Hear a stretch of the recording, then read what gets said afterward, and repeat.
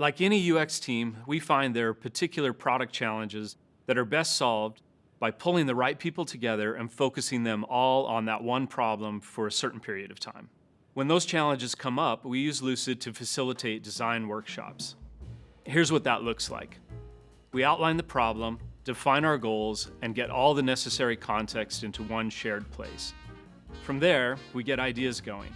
How could we solve this problem? We pull in some inspiration, get all the ideas out there, and sketch out some rough mocks.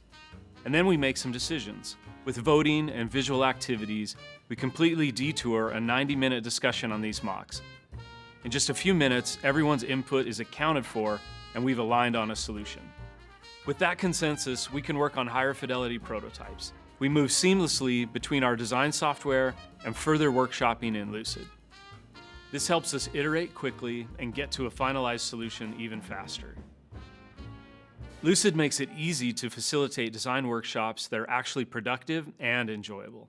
Our teams get engaged, everybody's voice is heard, and we quickly get to solutions that benefit our users.